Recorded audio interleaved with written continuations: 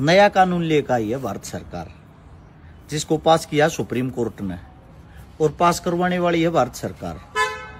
अरावली पर्वत काटे जाएंगे। अब अरावली पर्वत का एक रूल बनाया है कि जो पर्वत 100 मीटर तो ऊंचा होगा वो छोटा जाएगा। अब अरावली जो सर्कला है वह दिल्ली से लेकर गुजरात तक लगभग 800 किलोमीटर में फैली हुई है, जिसमें 12,000 लमसम 181 पर्वत हैं, जिनमें के 1048 पर्वत ऐसे हैं जिनकी ऊंचाई 100 मीटर तक ज्यादा है। यानी कि मात्र 8.7% ऐसे पर्वत हैं जो छोटे जाएंगे। लगभग 92% पर्वत काटे जाएंगे। 800 किलोमीटर लंबाई में जितनी यह जमीन है, अंबानी अडानी आती, बड़े बड़े उद्योगपति आती, उनती बांट दी जाएगी। दुनिया भर के जंगल काट दिए जाएंगे। जंगला के अंदर जितने भी जो आदमी हैं वहां रहने वाले हैं, वहां जितने जो भी गरीब हैं, वहां जितने जो भी आप लोगों को बताते वहां से जो बेनिफिट होता था, लोग नहीं मानना कि बेनिफिट हो यार। एक इतना लंबा जंगल काटा जाएगा, उस जंगल में गमन बेरा है, थारे सेहत को कोई फर्क ना पड़े। लेकिन आप लोगों को एक बात बता देता हूं, जब अरावली पर्वत कट जाएगी, हुआ अरावली पर्वत 1999 से लेकर 2010 तक गुड़गांव में और फरीदाबाद में जब पानी की किल्लत हुई थी, 80% पानी की कमी इस अरावली सरखला ने पूरी करी थी। 1985 के दौरान एक जब सूखा आया था अलवर के अंदर, तो उस टाइम पर 5 नदियां बिल्कुल सूख गई थी। वहां के हजारों गांव भूखे प्यासे मर गए थे पानी के बिना। जब इसी अरावली सरखला पे डैम बनाए गए थे बड़े बड़े, और वो डैम बनाकर हजारों गांवों को पानी दिया गया था, हजारों गांव का जो सूखा वो मिटा दिया गया था। अब आप लोगों को एक बात बताता हूं, अरावली पर्वत कल कटे आज, आप लोग तो एक गुलाम हो रहे हो।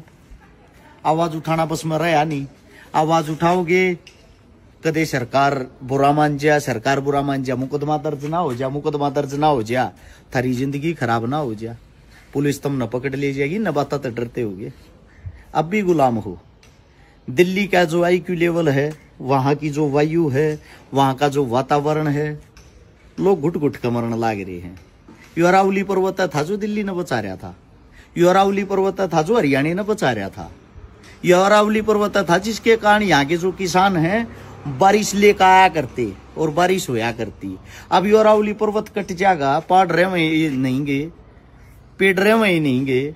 सोच के देखो, बड़ी बड़ी कंपनियां आ जाएंगी, बड़ी बड़ी फर्म आ जाएंगी, बड़ी बड़ी फैक्ट्रियां लगेंगी, उनका धुआं थारे जीवन न बर्बाद कर देगा।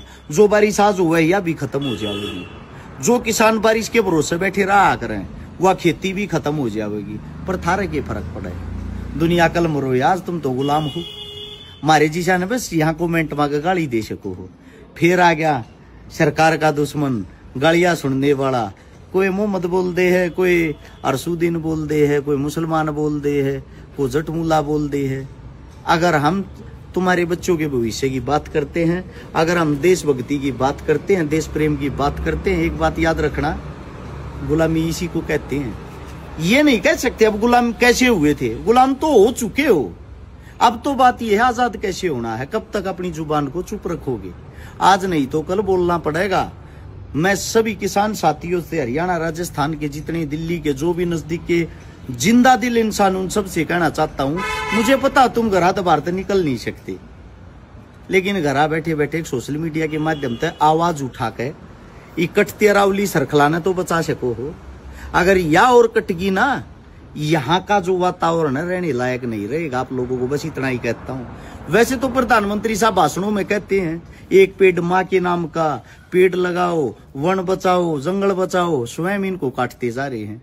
और आप जैसे मूर्ख तालियां बजा के उसी सरकार का वेलकम करते हो, और वो आपको भगा देते हैं बड़े बड़े मंचों से, बड़ी बड़ी रैलियों से। यहाँ पे बड़ी बड़ी फैक्ट्री आएंगी, ये आएगा, वो आएगा। आप लोगों को ये तो नहीं पता ना, जब जीवन ही नहीं रहेगा, जिंदगी ही नहीं रहेगी। थारी जिंदगी हाल फिलहाल 60 साल की हो रखी है। तुम्हारे को पता, पहले 100 साल हमारे बुजुर्ग जी या करते। 60 साल की किस कारण होगी? खान पान के कारण, जलवायु के कारण, दूषित चीजों के कारण, जहरीली चीजों के कारण। अब ये 60 साल से तुम्हारा जीवन 40 साल से भी नीचे आ जाएगा। बचना है या मरना है, फैसला आप लोगों ने करना है। अगर वीडियो अच्छी लग गए, थारी समझ में कुछ आ गया हो, तो इसको आगे शेयर कर सकते हैं। 2-4 और अच्छे आदमी देख को हो सकता है उनकी आंखें खुल जाएं और वो भी इस चीज को लेके चर्चा करें। राम राम आप सभी को।